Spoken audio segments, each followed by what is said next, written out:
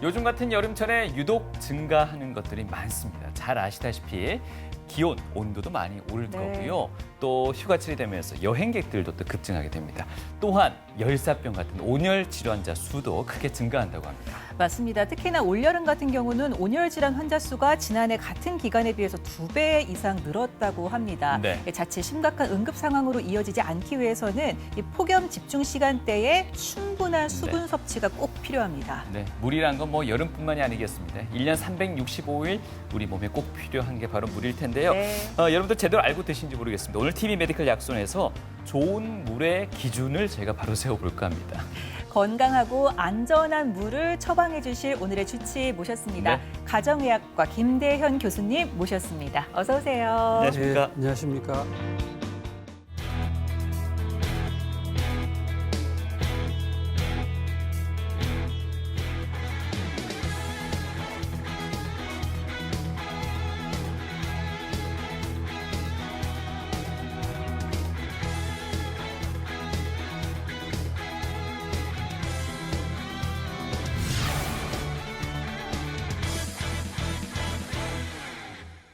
우리 몸의 대부분은 수분으로 구성돼 있다고도 하죠. 적게는 60%, 또 많게는 한 80%를 차지하고 있다고 하는데 이 귀중한 물을 제때 제대로 먹는 방법을 알아야지 우리가 건강의 초석을 다질 수 있을 텐데 말이죠. 네. 교수님, 이 물의 역할에 대해서도 저희가 학창 시절 많이 배웠던 것 같습니다. 뭐 노폐물을 배출하고 또 체온을 조절한다. 정도는 기억에 남는데 그 밖에 또 어떤 중요한 역할들이 있을까요? 네, 이 혈관 내에 있는 혈액과 또 혈관 바깥의 세포 액 같은 것들이 우리 몸에 영양분이나 이제 산소 같은 것들을 공급을 하고 또 우리 몸이 돌아가는 그 인체 대사 과정에 용매로 작용을 하게 됩니다. 물이. 그리고 이제 노폐물들이 들어온 것들을 이제 물에 녹여서 이제 배설하는 대소변으로 배설하는 그런 역할도 하게 되고요. 뭐 이렇게 노폐물 중에 이제 산과 염기 같은 그런 이제 환경, 우리가 산성 음식을 많이 먹더라도 우리 몸이 산염기 상황을 이제 잘 유지하는 것이 사실은 물이 용매가 되어서 산 알칼리 균형을 잘 맞추기 때문에 그렇거든요. 그 외에도 이제 땀을 흘리면서 이제 체온을 조절하기 때문에 지금 더운 여름에 이제 몸이 너무 체온이 높아지지 않도록 우리 몸을 이제 체온을 일정하게 유지하는 것도 물의 역할이라고 할 수 있습니다. 네. 참 몸 구석구석에서 다양한 역할을 하는 물인데요. 참 중요한 거 잘 압니다. 이런 물이 부족하게 되면 진짜 몸에 어떤 변화가 생기는지 그거에 대해서는 또 잘 모르는 것 같아요. 네, 뭐 갈증을 느끼면은 아주 조금만 부족해도 우리 몸이 갈증을 느끼게 됩니다. 갈증을 느끼는 상태라는 것은 우리 몸이 이제 수분이 부족한 걸 느끼는 상태이기 때문에 뭐 더 이제 3 내지 5% 이제 수분이 이제 빠지게 되면 이제 머리도 아프고 뭐 어지럽고 피로하고 여러 가지 인체 대사가 잘 안 되는 그런 증상이 나타나게 됩니다. 그리고 10% 이상 이제 10% 정도 수분이 빠지게 되면 생명까지 위험할 수 있는 그런 상황이 되는데요. 특히 이제 젊은 사람들은 그런 이제 체액 같은 걸 조절을 잘 하지만 나이가 드신 분이나 고령자나 또는 이제 면역이 약해져 있는 그런 분들은 이런 이제 탈수 스트레스 때문에 위험한 아까 말씀드렸던 그 열사병 같은 온열 질환 같은 것들도 생길 수 있으니까 조심해야 되겠습니다. 지구 표면의 70%는 물로 이루어져 있다. 이건 학창 시절 저희가 과학 시간에 배웠던 기억이 있는데 수치상으로 보면 70%는 상당히 많은 양임에도 불구하고 우리 지구상의 물이 그렇게 풍족하지는 않다고 합니다. 교수님 맞는 말이죠? 네, 맞습니다. 우리가 이제 물 쓰듯이 한다 그러면은 굉장히 풍족한 물질들을 우리가 이제 풍족하게 사용한다는 그런 뜻으로 사용을 하는데요. 실제 물은 굉장히 희귀한 자원이라고 볼 수 있습니다. 이게 뭐 지구상의 70%가 바다로 돼 있지만 표면에 얇게 깔려 있기 때문에 실제 지구상에 있는 물을 다 모아보면 여기에 있는 파란 이제 공 같은 이 정도밖에 되지 않거든요. 정도밖에 되지 않고 그 중에도 이제 물의 대부분들이 이제 바닷물 염수로 되어 있기 때문에 우리가 먹을 수 있는 담수는 한 2, 3%밖에 되지 않는다고 합니다. 그리고 또 담수의 대부분은 또 빙하로 돼 있고 예. 또 지하수 형태로 존재하고 있기 때문에 우리가 먹을 수 있는 지표수는 그 중에도 이제 오염되지 않는 지표수는 상당히 여기 지금 작은 점으로 돼 있는 이런 정도가 우리가 먹을 수 있는 물이기 때문에 또 이제 문명이 발달하고 갈수록 자꾸 이제 오염이 되니까 예. 우리가 먹을 수 있는 물들이 자꾸 부족해지니까 물은 앞으로 이제 물 쓰듯이 해서는 안 되는 그런 시대가 오는 것 같습니다. 네. 그래서 보시면은 대부분이 바닷물이고요. 먹을 수 있는 담수는 한 2.5%밖에 되지 않고 이 담수 중에도 보면 대부분이 이제 빙하나 또는 얼음의 형태로 이렇게 있고 또 지하수 형태로 있고 우리가 강과 호수에 있는 그 물은 전체 물의 한 0.39%밖에 되지 않을 정도로 네. 그 중에도 뭐 전체 물에 따지면 0.0086%밖에 되지 않을 정도로 물은 어떤 면에서 보면 갈수록 이제 귀해지는 지금도 뭐 이제 석유보다가 오히려 이 생수값이 더 비쌀 정도로 우리가 귀하게 네. 먹고 있지 않습니까? 앞으로 점점 더 귀하게 여겨지는 그런 자원이 될 것 같습니다. 액체처럼 보인다고 다 물이 아니구나 이런 생각이 물 중에도 들었습니다. 먹을 수 있는 물은 또 극히 소수인 것 같습니다. 그러니까요. 네. 우리나라 국민 1인당 하루 평균 물 사용량이 280리터 정도가 된다고 하는데 네. 이게 전 세계 평균 사용량의 1인당 사용량이 110리터인 걸 감안하면 2배 이상을 훌쩍 넘는 겁니다. 그만큼 맞네요. 네. 물을 많이 쓰는 나라인데 그래서인지 우리나라가 물 스트레스 국가에 들어가더라고요. 네. 물 스트레스 국가, 물 부족 국가랑 좀 비슷한 이야기인가요? 네, 물 부족 국가의 완전 부족보다는 약한 정도의 부족 상태를 물 스트레스 국가라고 하는데요. 우리나라가 그 상태에 있는 것 같습니다. 뭐 산이 많고 네. 또 산에 그 나무 같은 것들이 이제 먹는 물을 많이 이제 함유하고 있기 때문에 과거에는 물이 그렇게 부족하지 않다고 우리가 생각을 했지만 이 산업이 발달하고 하면서 이제 물들이 오염이 되고 또 지하수를 많이 쓰다가 보니까 우리가 먹을 수 있는 물의 양이 많이 줄어들어서 우리나라도 이제 물 부족 국가로 향해 가고 있는 것 같습니다. 네. 예. 물 부족 국가와 물 기근 국가라고도 요즘 분류하는 것 같던데 어떤 차이가 그렇습니다. 있겠습니까? 물이 이제 약간 부족하면 스트레스 국가라고 보시면 되고요. 많이 부족하면 물 기근 국가라고 보시면 되겠습니다. 그 반대 개념으로 본다면 물 풍요 국가라고 그런 표현하면 되겠죠. 그렇죠. 충분하게 이제 사람들이 사용할 수 있는 물이 먹는 물이 있는 경우에는 이제 물 풍요 국가라고 분류를 하고 있습니다. 예. 물 풍요 국가 그러면 아무래도 담수가 많이 포함되어 있는 국가, 대표적으로 뭐 캐나다를 꼽고는 하던데 말이죠. 대구에서도 세계 물 포럼도 개최되고요. 또 네. 물 도시 대구라는 이미지를 강화하기 위해서 노력은 하고 있는데 정작 이 물 산업, 물 정책의 수준은 어디까지 올라와 있을까라는 부분도 한번 짚어볼까요, 교수님? 대구가 물 클러스터도 있고요. 예. 물 포럼도 2015년에 했죠. 그래서 아마 물 관련 정책은 아주 잘하고 있는 지방자치단체인 걸로 알고 있습니다. 알고 있는데 주로 이제 오폐수 재활용이라든지 물 공급이라든지 그런 쪽으로 돼 있어서 물과 건강과 관련되는 그런 부분들은 아직까지 잘 연구가 되고 있지 않는 것 같습니다. 물론 그런 것들은 저희들 같은 이제 건강이나 의학 쪽에 관련되는 사람들이 물건강학회라는 걸 통해서 연구는 하고 있습니다만 네. 앞으로 이제 사람들이 먹을 수 있는 물, 건강한 물에 대해서도 우리 지자체에서도 조금 많이 관심을 가져줬으면 좋겠습니다. 네, 예. 참 귀한 자원으로 물을 계속 이야기해 주시고 계신데 정말 대구를 네. 중심으로 이 물 산업 또 교수님께서 열심히 또 활동을 해주시면서 먹는 물에 관한 그런 인식 개선도 많이 좀 이루어졌으면 좋겠습니다. 네. 지금부터는 그 생명의 근원으로서 물 이야기를 한번 해볼까 하는데요. 네. 보통 이 지구 밖 행성이 사람이 살 수 있는 곳인가, 생명체가 있을 수 있는 곳인가를 이제 판단할 때 물이 있느냐, 그렇죠. 없느냐 그 여부를 많이 두잖아요. 이렇게 물이 어떤 성질로 이루어져 있기에 생명의 탄생 이런 구성과 큰 연관이 있는 걸까요? 예, 물이 굉장히 우리 주위에서 흔하게 볼 수 있는 물질이기 때문에 좀 이렇게 쉽게 생각할 수 있지만 알고 보면 굉장히 물의 신비한 현상들을 많이 우리가 확인할 수 있습니다. 그래서 우리가 뭐 달이라든지 또 외계 행성을 우리가 볼 때 그곳에 생명이 있느냐 없느냐를 판단하는 것은 물이 흐른 자욱이 있느냐 그걸로 판단을 하거든요. 네. 물이 있으면은 생명이 있다 이렇게 볼 수가 있습니다. 우리 인체의 그 60-70%도 물로 이루어져 있고요.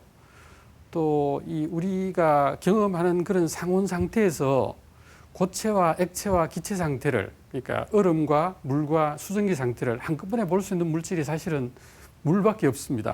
그래서 네. 그런 가장 많은 물질들을 녹일 수 있는 유니버설 솔벤트, 그러니까 아주 범용 어떤 그 용매라고 예. 범용매라고 볼 수 있습니다. 그리고 물의 특징 중에 신비한 것들이 여러 가지 있습니다만 그중에 가장 대표적인 것이 보통 그 물질들은 액체에서 고체가 되면 부피가 작아지거든요. 밀도가 높아지고 더 네. 작아지는데 물은 한 8% 정도 부피가 커지면서 오히려 더 가벼워집니다. 액체보다가. 그래서 이제 우리가 얼음이 얼게 되면 밑으로 가라앉지 않고 이렇게 뜨게 되는 거거든요. 네. 우리 지구상의 생명체들도 사실은 물에서 나왔고 사실 이제 물이 얼어서 더 무거워서 가라앉는 다른 물질 같았다면 이 물에서 생명체가 살 수가 없는 그런 환경이 되기 때문에 이 얼음으로 이렇게 보호해주지 않는 상황에서는 생명 자체가 생겨날 수도 없고 또 생겨났더라도 이렇게 다양하게 풍요하게 이렇게 진화될 수 없었기 때문에 그런 어떤 물의 그 다른 물질과 다른 신비한 특성들, 그러니까 아마 이게 물의 그 수소 분자 2개와 산소 분자 하나 이렇게 이루어져 있는데요. 물 상태에서는 이렇게 자유롭게 있지만 오히려 이제 고체 상태가 얼음 상태가 되면 오히려 빈 공간이 많이 생겨서 오히려 더 이제 부피가 커져서 이런 물의 어떤 신비한 다른 물질과 다른 특징 때문에 물의 생명의 근원이라고 할 수 있을 것 같습니다. 네, 오늘따라 교수님 얘기 듣고 있으니까 뭐 응고, 액화 이런 거 초등학교 시절에 저희가 네. 수업 시간에 많이 들었던 것 같은데 그쪽 속으로 다시 들어가는 것 같습니다.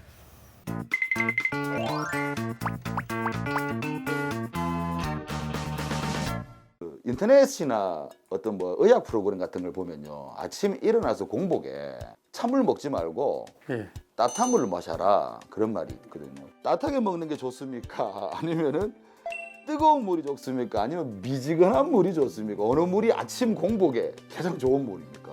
그 사람의 어떤 상황에 따라서 네. 너무 더울 때는 좀 시원한 물 먹으면 좋은데 또 너무 찬 물을 먹으면 갑자기 먹으면은 이제 혈관 수축해서 혈압이 올라가서 좀 안 좋은 영향이 올 수도 있기 때문에 여러 가지 건강에 좋은 물의 온도가 한 5도에서 15도 사이라는 걸 우리가 감안을 한다면 네. 자기에게 그 맞는 물을 드시는 게 제일 좋은데요. 찬물 먹는다고 해서 몸에 크게 문제가 생기거나 뭐 체온과 똑같은 뜨거운 물을 먹어야 된다.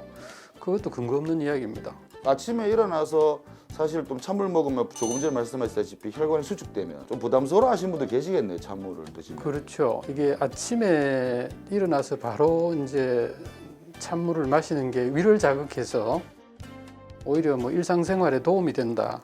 좋다는 이론도 있고요. 또 이제 혈압이 좀 조금 올라가기 때문에 보통 사람에게는 큰 문제가 되지 않지만 고혈압이나 뭐 당뇨나 고지혈증 때문에 뭐 뇌졸중이나 심장병 위험이 있는 분들은 겨울에 아침에 바로 이제 찬 공기에 바로 확 나가지 말고 이제 몸을 좀 따뜻하게 하고 나가라는 것처럼 갑자기 찬물 먹으면 안 좋을 수도 있겠습니다. 물이 뭐 굳이 따뜻하게 끓여서 소독을 해야 될 그런 나쁜 물이 아니라면 물은 굳이 너무 찼게 마시거나 너무 뜨겁게 마시는 것보다는 자기 입맛에 맞는, 저는 개인적으로 약간 시원한 물을 좋아하는데요. 그 사람 개인에 따라서 그 사람의 어떤 그 뭐 계절에 따라서 주위 온도에 따라서 좀 다르게 할 수 있는데 특별하게 뭐 차가운 물이 좋고 뜨거운 물이 좋고 아니면 뜨거운 물과 찬물을 섞은 뭐 음향수가 좋고 그런 거는 근거 없는 이야기입니다. 그 자기 물을 찾는다는 것도 시간이 오래 걸리겠네요. 그렇죠. 뭐 이렇게도 먹어봐야 되고 이렇게도 마셔봐야 되고 이렇게도 마셔봐야 되고. 그 너무 신경 쓰지 마시고 자기에게 편한 물을 드시면 좋겠고요. 괜히 물 뭐 체온에 맞는 그런 물 안 먹으면 그 차운 물 때문에 기름기가 굳어져서 뭐 혈관이 막힌다든지 그런 근거 없는 그런 그 건강 상식만, 잘못된 상식만 좀 조심하시면 되겠습니다. 사실 물을 가장 쉽게 접할 수 있는 게 수돗물이지 않습니까? 수돗물. 예. 근데 수돗물이라는 것 자체가 엄격한 기준으로 소독을 했을 거 아닙니까, 맞죠? 예. 그러니까 물소독이란 말은 사실은 염소로 한다는 이야기인데 예. 이런 말이 있더라고요. 염소가 예. 암 발생률을 높인다. 예. 이건 아니죠. 수도관을 통해서 이제 가정으로 이렇게 보급이 되는 그 중간에 이제 오염이 될 수 있기 때문에 그걸 막기 위해서 보낼 때 그 소독 역할을 하는 염소를 조금 더 추가를 해서 보내거든요. 네. 그래서 그게 이제 가정에 달 때까지는 그게 어느 정도 이제 증발이 되고 이렇게 해서 없어지는, 그러니까 위험하지 않은 정도로까지 맞춰 놓습니다. 근데 그래도 이제 염소 냄새가 나면 그게 뭐 그 정도는 크게 위험하진 않은데 그래도 그게 좀 뭐 걱정이 된다면 약간 그냥 물을 받아 놓거나 또 끓여버리면 금방 이게 날아가 버립니다. 그렇기 때문에 우리가 먹는 수돗물에서 염소가 남은 잔류 염소가 네. 암의 위험을 일으킨다든지 그런 걱정은 하실 필요가 없습니다. 그렇다면 여름철에는 복통설사 이런 것들을 굉장히 조심해야 되지 않겠습니까? 예. 한편으로는 이 염소가요. 예. 수행성 전염병, 그러니까 이렇게 물로 인한 전염병을 막아준다 그러던데 이건 사실인가요? 그렇죠. 수도관에서도 오염이 있다면 네. 그것까지 해결할 수 있도록 가정에 갈 때까지 좀 그 중간 과정에도 감염이 생기지 않도록 조치를 해놓은 것이기 때문에 믿고 드셔야 됩니다. 자꾸 의심하게 되면 사실 물 섭취를 더 적게 하지 않을까 그런 생각이 그렇죠. 드네요. 괜히 그렇게 스트레스 받을 필요가 없어요. 이 수돗물 외에도 사실은 많이 접할 수 있는 방법은 우리 시중에 팔고 있는 생수 아니겠습니까? 네. 이렇게 가게에 가서 바로 구입해서 마시면 되는데 뭐 이렇게 행사 같은 데 할 때 있잖아요. 체육대회 뭐 이런 거 하다 보면은 PT로 되어 있는 그 물들을 야외에 뜨거운데 예. 그냥 방치할 때가 있어요. 그렇게 뜨거워지는 물 있지 않습니까? PT병 안에 있는 물이. 그걸 마시면 안 되죠. 페트병에서 그런 환경 호르몬이라고 하는 그런 것들이 조금 용출이 될 수는 있습니다. 가능하면 햇볕에 너무 오래 노출시키지 않는 것이 좋겠습니다. 작년에 샀는 생수병 따지도 않았습니다. 예. 그거 마셔도 돼요? 그렇죠. 물에는 뭐 세균이 자랄 수 있는 영양 성분이 없기 때문에 보관만 잘 됐다면 사실은 큰 문제는 없습니다. 보관만 잘하면 잘 마실 수 있겠지만 사실은 우리 생수병 같은 경우에는 입을 바로 베어서 마시잖아요. 그러다가 이제 다시 뚜껑을 덮어두고 그러는데 사실 이 침이라는 것도 오염 물질이 있을 수 있다고 생각이 듭니다. 예. 그건 괜찮을까요? 좀 물에 놔두면?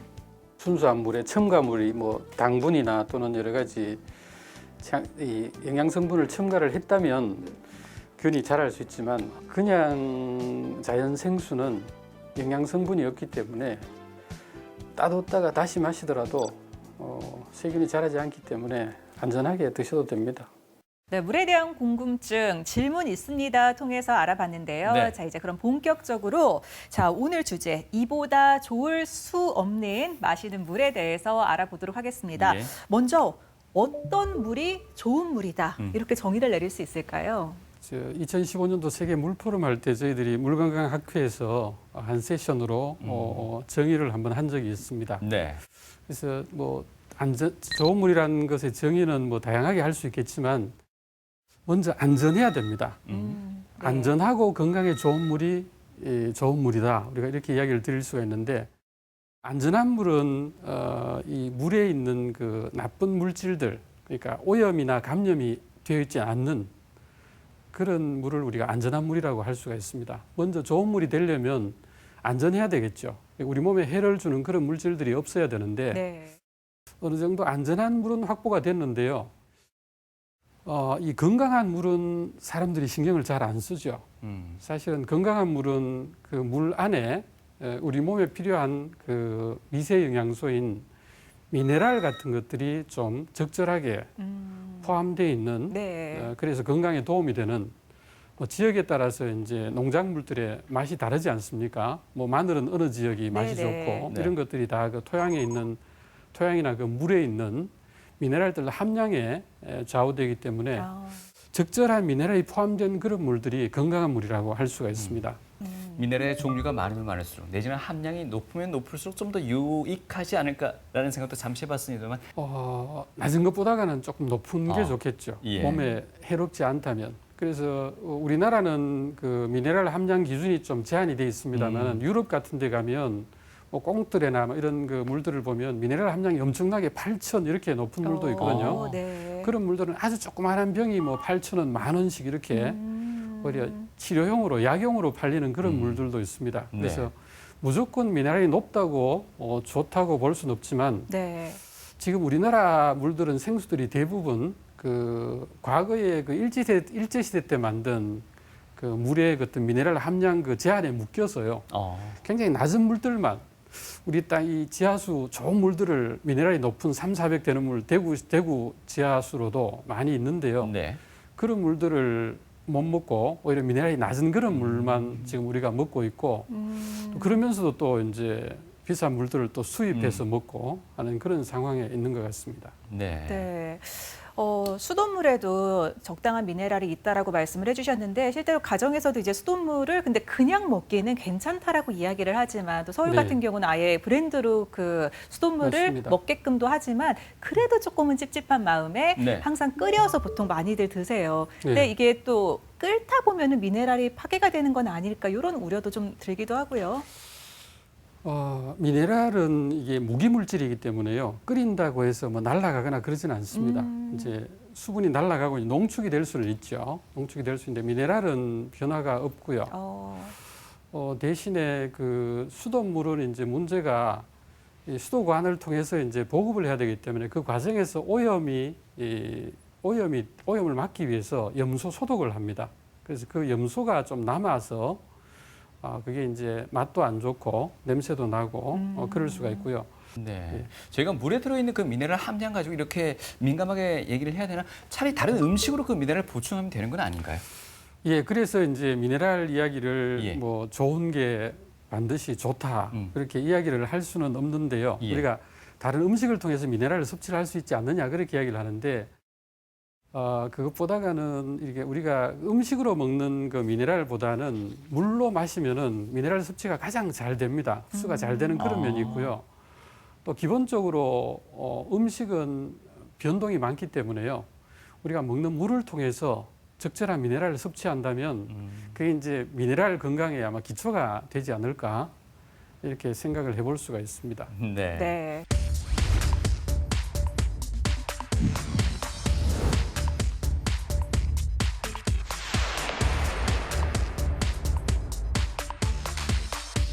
예전에는 왜 대동강물을 팔아먹은 봉이 김선달 이야기 참 네. 황당한 이야기라고 생각했지만 더 이상은 너무 당연한 이야기가 맞습니다. 됐습니다. 생수를 이제 사 먹는 시대가 됐는데 생수 판매량도 점점점 늘고 있죠. 네. 보시면은 지금 이렇게 굉장히 그 생수 관련 그런 어떤 그 판매량이 많이 늘어나고 있습니다. 그래서 2020년만 해도 1조 원 정도가 된다고 하고요. 이 물 자체에 보면 브랜드도 굉장히 많습니다. 이게 사실은 브랜드만 다르고 또 같은 이제 수원에서 했는 것도 브랜드를 이제 그 유통하는 회사에 따라서 다르게 붙이는 경우도 있고 한데 네. 사실은 물이 건강에 얼마나 좋은지 그걸 따지는 것이 아니고 네. 이게 이제 이미지 광고로 어떤 회사가 아주 깨끗한 이미지로 좋은 이미지로 광고하느냐에 따라서 이제 물 판매량이 이렇게 많이 다른 것 같습니다. 네. 사실 저희가 뭐 생수를 구입할 때 보면 워낙 제품이 브랜드가 다양하다 네. 보니까 과연 어떤 걸 어떤 식으로 골라야 될지 그것 또한 쉽지는 않아요, 보면. 진짜 깐깐하신 분들은 예. 그 적혀 있는 것들을 다 이렇게 분석을 하면서도 또 고르시기도 하는데 네. 분석을 한다 해도 이 어떤 게 정말 필요하고 좋은 물인지 거기까지는 잘 어려워요. 모르는 것 같아요. 예. 어떤 걸 봐야 될까요? 예, 그래서 오히려 그 섬 같은 화산암 같은 경우는 이 바위에 구멍이 많이 뚫려 있기 때문에 물들이 이제 지하수로 빨리 내려가거든요. 네. 그래서 미네랄 용출을 많이 하지 못합니다. 음. 오히려 이 퇴적암 벨트에 있는 우리 대구 지역도 근처를 이렇게 지나가고 있는데 그런 퇴적암 벨트에는 이제 비가 내리면 그 비가 이제 1년에 1m씩 내려간다고 하거든요. 천천히 내려가면서 이 암석에서 퇴적암에서 이 미네랄들을 많이 용출을 하기 때문에 네. 많은 미네랄을 함유하고 있습니다. 그래서 그 외 나머지 뭐 이렇게 생수들은 보면 미네랄들이 거의 100에서 150 정도로 수돗물과 거의 비슷한 것을 볼 수가 있습니다. 그래서 우리가 이렇게 물병을 보시면 거기에 이제 미네랄 함량들이 포함이 되어 있거든요. 주의 깊게 그걸 한번 보시면 됩니다. 그래서 칼슘하고 마그네슘이 제일 많고요. 또 칼슘하고 마그네슘하고 비율이 한 3대1 정도 이 정도로 되지 않는지 그것도 한번 확인하시면은 적어도 이게 우리 몸에 아주 귀한, 그죠? 우리 내 몸으로 들어오는 아주 중요한 역할을 하는 그런 물인데 그런 물들의 어떤 미네랄 함량을 한번 주의 깊게 한번 확인해 주시면 조금 이제 거기에 대한 관심이 높아질 것 같습니다. 미네랄 함량도 함량이지만요. 그보다 앞서 보면은 미네랄 워터가 있고 내추럴 미네랄 워터인가? 이게 또 좀 차이가 있어요. 뭐 먹는 샘물도 있고 혼합 음료도 있고 되게 다양하게 분류가 돼 있단 말이에요. 이걸 어떻게 구분해야 됩니까? 앞에 내추럴이 붙은 거는 그대로 뽑아서 아주 극소에 필요한 어떤 뭐 소독 정도만 한 그런 물이라고 볼 수 있고요. 내추럴이 빠진 그냥 미네랄 워터는 그 뽑아낸 물을 뭐 필요한 어떤 미네랄 첨가를 한다든지 어떤 조작을 가하는 거죠. 그래서 보통 심해수 같은 경우는 그 미네랄이 너무 많기 때문에 먹기가 참 힘듭니다. 오히려 거기서 미네랄을 좀 빼는 그런 작업도 하고요. 그래서 그런 것들은 이제 미네랄 워터 조작을 좀 한 것은 미네랄 워터, 하지 않은 조작을 것은 많이 하지 않는 경우는 내추럴 미네랄 워터라고 할 수 있습니다. 그럼 혼합 음료는요? 혼합 음료는 거기다가 뭔가 다른 걸 첨가를 한 거죠. 우리가 뭐 당분을 첨가한다든지, 그죠? 어떤 우리 청량감을 주기 위해서 탄산을 첨가한다든지 뭐 그런 것들도 혼합 음료가 될 수 있겠습니다. 그러니까 그런 것도 이해를 해야 되고 그 안에 든 성분까지 이렇게 표를 보면서 분석을 해야 된다는 말씀이신가요? 뭐 굳이 지금 상태로는 기본적인 그런 것들만 아시면 되겠고요. 수돗물하고 지금 우리가 먹는 그런 어떤 생수들이 미네랄 함량이 거의 비슷하다, 대동소이하다. 그렇게 알고 계시면 될 것 같습니다. 굳이 생수를 사 먹을 필요가 없을 것 같은데요, 교수님. 그렇습니다. 그래서 어떤 면에서는 국가적으로도 지금 수돗물 보급 사업을 벌이고 있고 결론적으로는 우리 주위에도 지금 대구 우물물 사업으로 개발된 우물들이 많이 있거든요. 그래서 수돗물도 수도관만 녹슬지 않고 또 염소가 조금 있는 것 같은 수돗물 냄새가 난다면 그걸 끓이거나 조금만 이제 두시면은 염소가 날아가 버립니다. 그래서 수돗물을 굳이 뭐 다른 생수보다 못하다 이렇게 볼 필요는 없고요. 뭐 거기에는 이제 여름이 돼서 너무 이제 지금은 이제 그 비가 와서 좀 괜찮습니다만 너무 이제 비가 안 와서 강물이 너무 좀 이렇게 그런 녹조 같은 것도 생기고 해서 뭐 그런 것들을 없애기 위해서 우리가 약을 과다하게 쓴다든지 그런 경우에는 조금 이제 수돗물에도 그런 이제 해로운 물질들이 생길 수가 있지만 그런 것들은 뭐 국가나 지자체에서 좀 많이 노력을 해야 되겠죠. 그래서 그것만 우리가 믿는다면 뭐 생수 못지않게 우리가 안심하고 먹을 수 있는 물이 좋은 물이 수돗물이라고 할 수 있습니다. 하지만 워낙 또 생수를 이용하는 소비자분들이 많다 보니 맞습니다. 적절한 저희가 정보를 또 드릴 필요도 있을 것 같은데 생수의 유통기한은 어떻게 보십니까? 생수는 유통기한이 보통 이제 그 영양 물질들이 없거든요.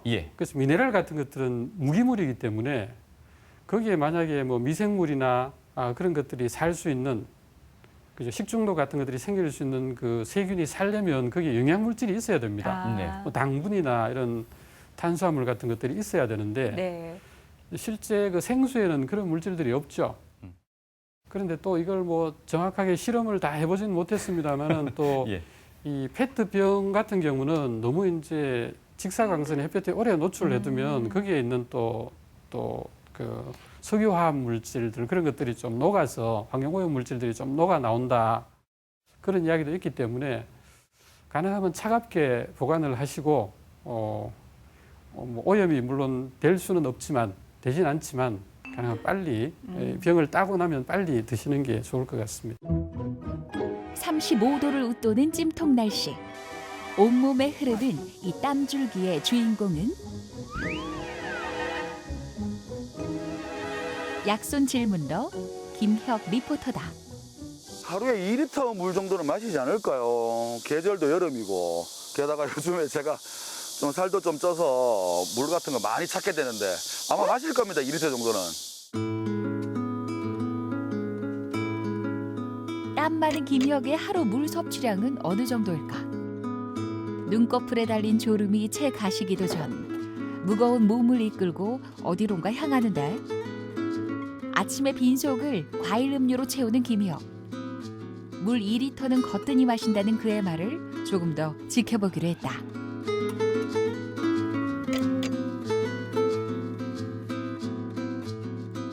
시간에 쫓기는 점심 스케줄. 업무 스트레스를 줄이기 위해 마시고 있는 건 다름 아닌 커피. 이후에도 갈증이 날 때마다 물 대신 탄산음료를 즐겨 마시는 김형. 하루 물 섭취 권장량을 채우지 못하고 있는 상태다. 제가 하루에 2리터의 물도 안 마신다고요? 와, 나는 많이 마신다 생각했는데, 야, 이거 2리터의 물, 야, 이거 하루에 2리터의 물 마시는 거 쉽지 않겠는데요? 내 몸을 살리는 한 잔의 보약. 어떤 물이 건강에 좋고 안전한 것일까? 물 한 모금도 제대로 알고 마시기 위해 전문가를 찾았다. 선생님은 이 건강한 물 연구를 얼만큼 해오신 겁니까? 그 세계 물 포럼이 우리 대구에 있었거든요. 그 이전에 그래 한 12, 3년 정도 됐죠. 우리 지역의 페놀 사태 때문에 구미에서 났던 사건. 네네네. 그 시민들이 안심하고 먹을 수 있는 물에 대해서 우리가 연구를 좀 해야 되겠다. 그게 저한테 결정적인 좋은 물 마시기 운동을 하게 된 계기가 됐습니다. 아, 그렇구나. 그러면 선생님 물에 대해서 잘 아실 것 같아서 하나 여쭤보고 싶은데요. 네. 그 물은 그 네 맛도 내 맛도가 아니라 아예 무미 아닙니까, 한자어로. 맛이 없다 이렇게 많이들 알고 있는데 근데 사람들마다 이렇게 맛을 좀 다르게 느끼는 경우가 있습니다. 그 이유가 뭘까요? 실제로 물 맛은 다릅니다. 달라요? 네. 저 다 똑같던데. 실제로 이제 물은 어떻게 생성되느냐 따라서 다른데 우리가 수돗물 이전에 각 지역에서 나던 지하수라든지 샘물이라든지 운물물들은 물맛이 다 달랐습니다. 어떤 토양에서 생산되느냐에 따라 갖고 물맛이 다를 수밖에 없죠. 물론 사람 입맛에도 영향이 있지만 네. 실제로 물맛이 다르죠. pH라 그러고 하고 뭐 이렇게 해서 독일에서는 뭐 다르게 표현하기도 하던데. 네네. 그게 수소 이온 연 농도. 농도 지수라고 네네. 하는데 그것도 물맛을 좌우하는 거예요. 그거는 물이 산성이냐 알칼리냐 하는 걸 구분합니다. 우리가 이제 일반적으로 알칼리수가 몸에 좋다는 거는 일반적인 상식으로 알려져 있어요. 광고에도 그렇게 많이 합니다. 그렇죠. 근데 우리 몸의 7.4의 pH를 맞추기 위해가 몸은 끊임없이 노력을 해요. 그래서 7.4 이상의 물을 알칼리수라 그러는데 보통 8에서 8.8까지 사람이 음용하는 알칼리수입니다. 그게 물이 좋다고 그러죠. 알칼리수가 좋다. 7.4보다 올라가면 그렇죠. 맛있는 물이네요. 네네. 건강한 물이죠. 맛있고 건강한 물. 예, 건강한 물이죠. 예. 선생님 한때 네. 그 외국에서 들어오는 생수가 있었어요. 네네. 굉장히 가격대도 뭐 좀 높은 편이었고 사실은. 그런데도 많은 분들이 건강하다, 좋은 물이다 이런 인식 때문에 많이들 섭취를 한 걸로 알고 있습니다. 그렇다면은 우리나라에는 그런 물들이 없나요? 이제 미네랄 총량도 우리나라가 한 60 정도다 하면은 수입한 물은 한 300 정도 됩니다. 근데 우리나라에서 실제 외국의 그 유수한 생수보다도 미네랄이 훨씬 더 많은 물이 우리 지역에 있습니다. 대구 지역에. 그래서 시민들은 그 물을 권리가 있는 거죠. 자원이니까. 예. 충분히 그 물을 우리가 시민들한테 공급을 해줘야 됩니다. 1년 365일 우리 몸에 꼭 필요한 물. 한 수위 건강하고 안전한 물로 내 몸에 새로운 활력을 채워넣는 건 어떨까? 먹고 마시는 물에 대한 관심이 워낙 높아지다 보니 물 전문가라는 새로운 직업군도 생겨나는 것 같습니다. 화면에 보신 내용 잘 참고하시면 좋겠습니다. 네, 앞서 안전하고 건강한 물 그리고 또 물을 잘 고르는 방법까지 알아봤는데요. 네. 자, 이제 잘 마시는 방법도 좀 소개를 해주시죠. 예, 이게 저희 물과 건강 학회에서 제일 이제 강조하는 그런 부분입니다. 어떻게 네. 하면 물을 건강하게 마실 수 있는지, 얼마나 마시면 되는지, 또 언제 마시는 게 좋은지, 또 어떤 온도가 뭐 찬물이 좋은지, 뭐 뜨거운 물이 좋은지 뭐 그런 여러 가지 이야기가 있는 것 같습니다. 그런 것들을 한번 점검을 해보겠습니다. 네. 우리 몸에 이제 수분이 배출되는 거는 하루에 한 2.5리터 정도 된다고 합니다. 이게 이제 소변을 통해서 또 피부로 증발하기도 하고 땀을 흘리기도 하고 또 호흡을 통해서 이렇게 배출이 되는데요.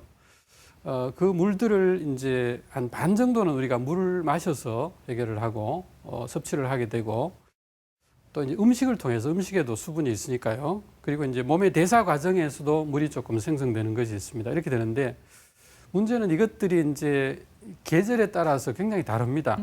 그리고 몸에서 이걸 조절을 합니다. 부족하면은 소변을 덜 내보낸다든지 또 이제 여름 같은 경우는 땀을 굉장히 많이 흘립니다. 우리가 네. 자면서도 땀을 상당히 많이 흘리기 때문에 이런 그 차이가 계절마다 차이가 많고 우리 몸이 이제 부족하면은 좀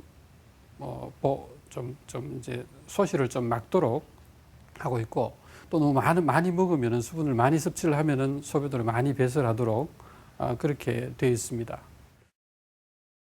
이 물의 양에 대해서 탈수의 문제점에 대해서 지금부터 거의 한 9년쯤 전에 8, 9년 전에 한번 많이 이제 언론에 회자가 됐었는데요. 영국에서 한 아주머니가 검사를 해서도 아무 이상이 안 나오는데 몸이 피곤하고 머리는 아프고 여러 가지 하여튼 불편한 증상들이 소화도 잘 안 되고 뭐 여러 가지 하여튼 생리 문제가 생기고 이렇게 해서 병원에서 검사를 많이 했습니다. 하다가 결국 나중에 이분이 물을 많이 안 먹는다는 걸 보고 한 의사가 이제 하루에 물을 한 3리터씩 먹도록 네. 그렇게 했습니다. 그렇게 하니까 이분이 보기에도 보면 그 전하고 후에 보면 피부도 좋아졌을 뿐만 아니라 그동안 이제 여러 가지 문제가 생겼던 것들이 이제 다 없어지면서 야, 이거 지금 탈수 문제가 굉장히 이제 여러 가지 우리가 진단하지 못하는 여러 가지 뭐 어떤 몸이 나빠지는 건강이 악화되는 그런 쪽의 원인이 될 수가 있겠구나 그런 이야기를 많이 했습니다. 아마 이것도 마찬가지입니다. 이거는 이제 그 체계적 고찰이라고 해서 믿을 수 있는 논문들을 모아놓은 것들이고요. 또 실제 그 섭취를 하게 되면 이 체지방이 줄어든다라는 그런 논문도 우리가 찾아볼 수가 있습니다. 네. 앞서 교수님께서 뭐 하루 권장 소비량이 2리터 내지는 좀 전에 3리터까지도 말씀을 하셨는데 그게 쉽지가 않습니다. 500cc 한 잔은 맞습니다. 쉬운데요. 500ml짜리 물을 마시기는 너무 힘들어요. 그게 왜 이럴까요? 그래서 그 실제 그 스포츠학 같은 데서 보면 네. 운동 선수들은 이제 갈증이 생기면 그때는 몸이 벌써 영향을 받고 있기 때문에 갈증이 생길 때까지 기다리지 말고 예. 주기적으로 이제 미리 물을 먹어주라고 되어 있습니다. 그래야 우리가 신체가 제대로 잘 돌아간다는 그런 이야기인데요. 특히 뭐 저희들 건강을 생각하는 그런 건강의학자들 입장으로는 젊은 사람들은 어느 정도 조절을 또 할 수 있지만 갈증이 생기고 난 다음에 먹어도 되지만 고령자들이나 또 면역이 떨어져 있는 뭐 그런 분들은 실제 그 여러 가지 지금 또 더운 여름에는 온열 질환 같은 것들, 뭐 열사병 같은 이런 것들도 생기기가 쉽거든요. 네. 그래서 하루에 물을 주기적으로 몇 잔은 좀 마셔주시는 게 갈증이 생기면 좀 늦었다고 볼 수 있기 때문에 물은 그 많이 먹어서 이제 문제가 생기는 그런 분들만 아니라면 좀 오히려 충분히 부족하지 않도록 마셔주는 것이 몸의 여러 가지 문제를 해결하고 또 건강이 악화되지 않도록 하는데 건강에 도움이 될 수가 있겠습니다. 하루에 막 최대 2리터 정도까지 충분하게 드시는 게 좋을 것 같다고 말씀드릴 수 있습니다.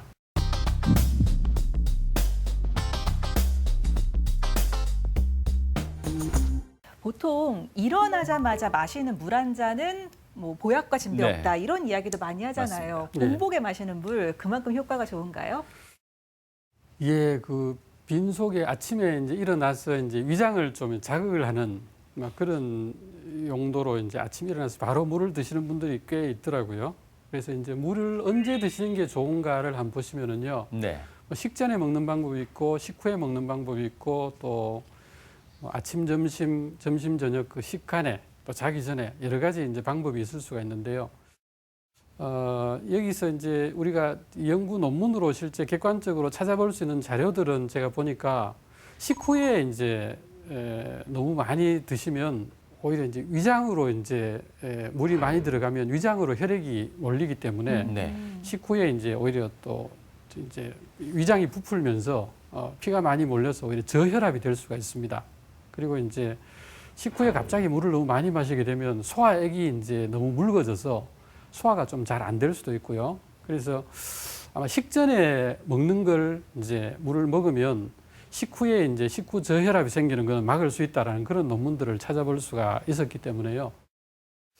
식전이나 식후에 바로 물을 많이 드시는 것보다는 식전이나 또는 식사하고 식사 사이에 식간이나 그리고 이제 저녁에 자기 전에는 전립선 비대증이나 또는 역류성 식도염이 있는 분들은 이제 많이 드시고 누우면은 또 그 역류가 돼서 식도염을 악화시킬 수가 있거든요.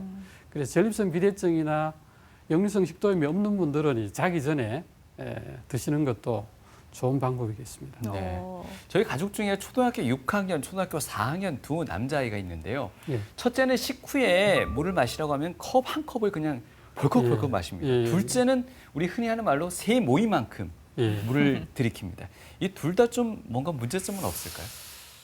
예, 뭐 어릴 때는 젊을 때는 이 몸에서 이렇게 완충 역할을 다 해주고 과다하게 먹거나 좀 먹지 않더라도 몸에서 조절을 잘 해주는데요. 네. 그래서 아까 말씀드렸듯이 부족한 것은 그렇게 좋진 않고요. 오히려 많이 먹는 거는 괜찮은데 특히 이제 고령자나 면역이 떨어진 분들은 그 적절하게 물을 드셔서 몸에 이제 영향이 가지 않도록, 나쁜 영향이 가지 않도록, 그러니까 수분이 부족하면 우리 몸이 대사가 되는 그런 걸 충분히 잘 되지 않거든요. 여러 가지 문제를 일으킬 수 있기 때문에 안 드시는 거, 적게 드시는 것보다는 좀 충분하게 드셔주시는 게 네. 좋습니다. 예. 그리고 또 하나 질문이 있는 게 좀 기름진 음식을 먹고 난 후엔 탄산음료 먹고 나면 트름 한번 하고 나면 마치 소화가 다 된 느낌입니다. 예. 이건 저희가 어떻게 건강한 상식으로 이해하고 있어도 될까요? 뭐 탄산의 그런 청량감이나 예. 탄산의 그 가스 작용 때문에 그렇게 느껴지는 것입니다. 예. 그래서 그게 자체가 일반 물보다가 탄산이 더 소화를 더 잘 되게 한다 그런 건 없습니다. 네. 탄산수가 특별히 더 나쁘거나 그런 부분이 있나요? 네, 그렇지는 않습니다. 네. 네. 자, 건강한 물을 잘 마시는 방법에 대해서 이야기를 하고 있는데요. 네. 온도에 대한 부분도 궁금합니다. 따뜻한 물이 좋다라고 보통은 이야기들을 많이 하시는데 아니다, 아침에 잠도 깰 겸 찬물 한 잔이 좋다 이렇게 얘기하시는 분들도 계시고 잘 모르겠어요. 네, 뭐 그 민간 그 건강유지법 중에는 음양수라 그래서 그죠? 뜨거운 물하고 찬물을 이렇게 섞으면 이게 이제 음양이 이렇게 물이 이렇게 순환을 하면서 건강에 좋은 물이 된다고 이야기도 하고 여러 가지 이야기가 있습니다. 뭐 차운 물을 먹으면 그게 뭐 이게 기름기 같은 걸 굳게 해서 그게 동맥경화를 일으킨다 이렇게 또 이야기하는 분도 있고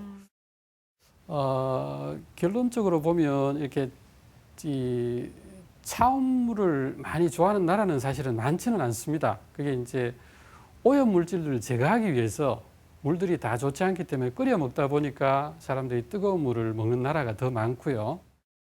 실제 건강에 좋은 물을 이렇게 어떤 온도가 좋으냐라는 걸 보기 위해서 논문을 쭉 찾아보니까 너무 찬물은 또 먹으면 이게 혈압을 올립니다. 네. 혈관을 수축시키니까 차운 게 갑자기 들어가면 이 혈관이 수축이 되면서 우리가 겨울에 이제 갑자기 차운 데 나가면 혈압이 올라가는 것처럼 혈압이 있는 분들은 이제 혈압이 높아져서 안 좋을 수 있기 때문에 너무 차가운 물은 좋지가 않겠고요. 또 이거는 이제 실제 그 물리학적으로 증명이 된 겁니다만 물이 이제 그 온도가 낮을수록 물의 분자가 적어집니다. 몸에 이제 더 좋은 물이 될 수가 있다는 거죠. 그리고 이제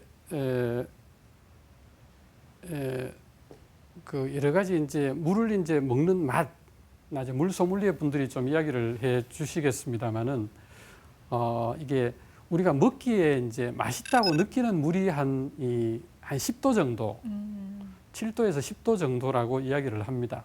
그래서 너무 낮은 온도는 혈압을 올려서 좀 안 좋을 수 있고, 그리고 우리가 건강에 좋은 물은 이제 한 5도에서 15도 정도, 그런 정도가 좋다고 우리가 결론을 내릴 수가 있습니다. 실제 그 호텔이나 뭐 이런 그 행사장에 가보면 물을 이제 서빙을 할 때 한 7도 내지 10도 정도에 먹을 수 있도록 그렇게 가장 이제 우리가 맛있게 그리고 건강에 해롭지 않게 먹을 수 있는 물을 주는 것을 볼 수가 있습니다. 그래서 너무 뜨겁거나 너무 차가운 것보다는 아마 5도에서 15도 정도 이 사이 정도가 가장 건강에 좋은 물이 될 수가 있습니다. 네.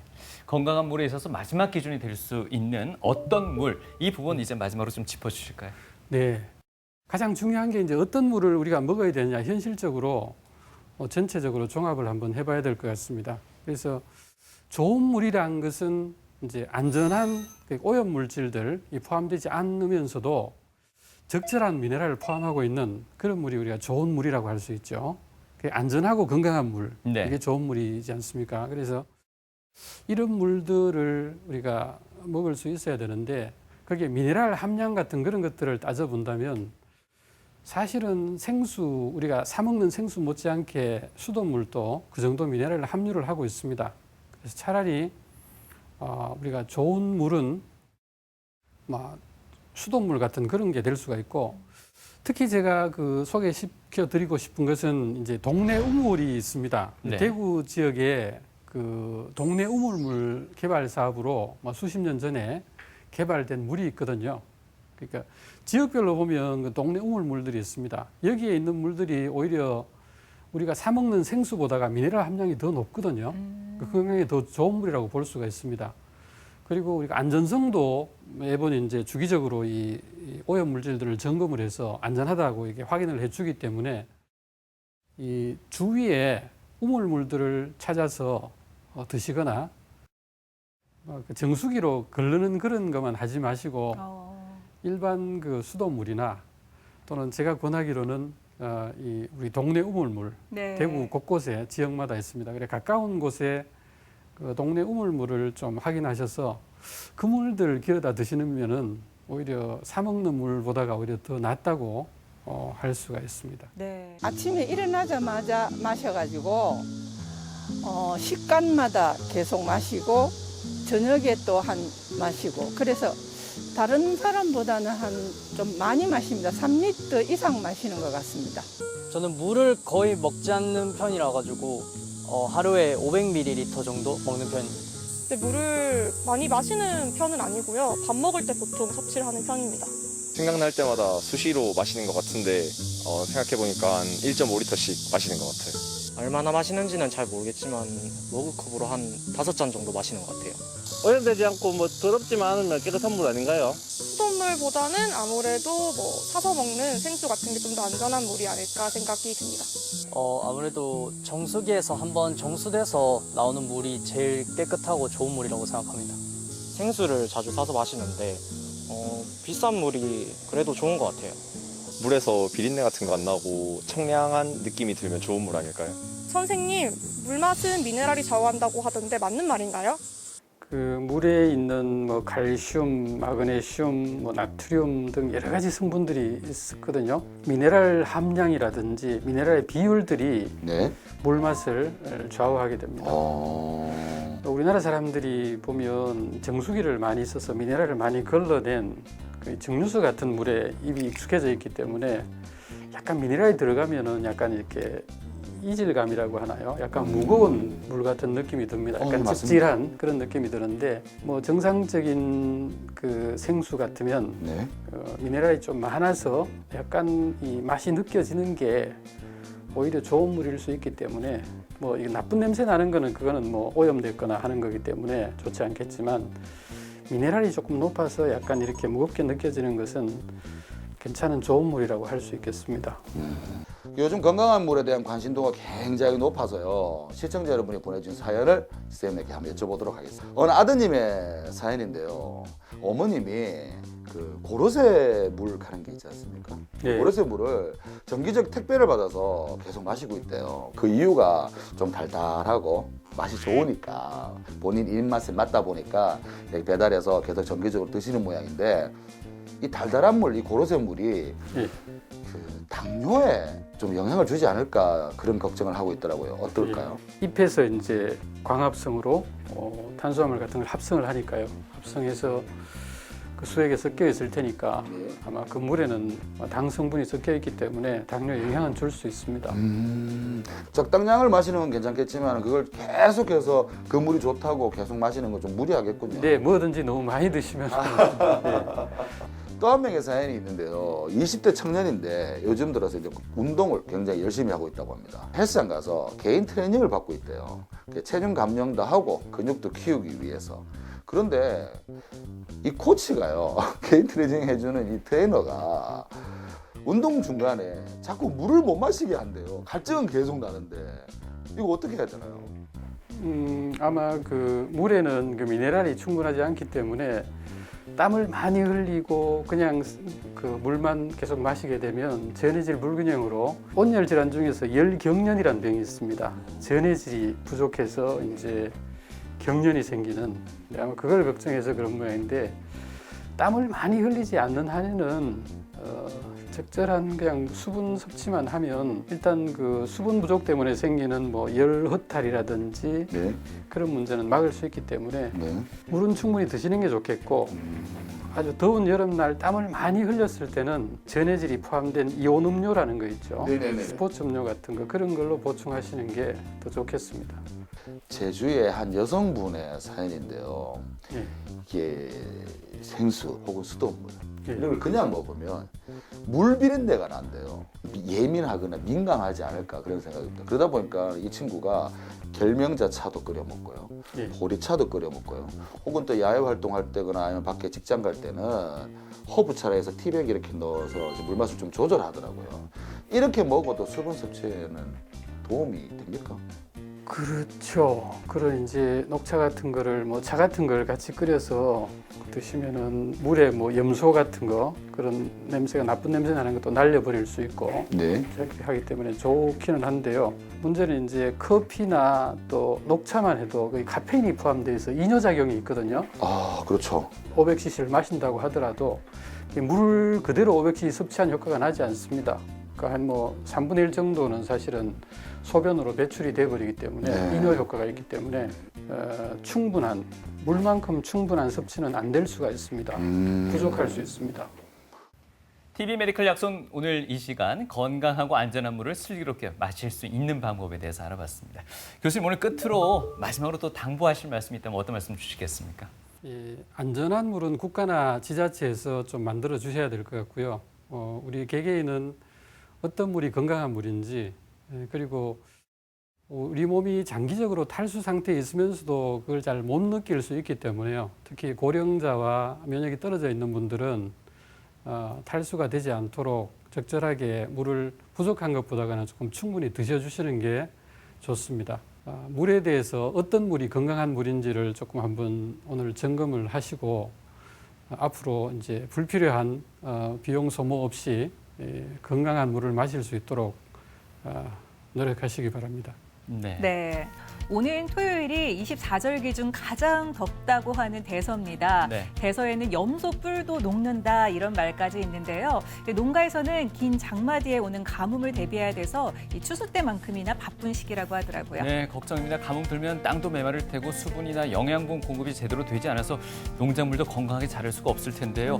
우리 사람의 몸도 아마 마찬가지가 아닐까 하는 생각이 드는데요. 네. 충분한 수분 섭취를 통해서 건강하게 여름 나셔야겠습니다.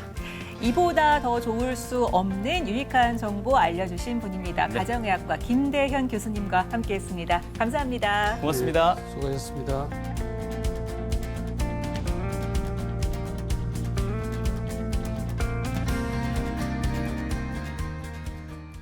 이제 세계 물 포럼도 하고 굉장히 물에 대해서 지금 열심히 하고 있는 도시가 대구입니다.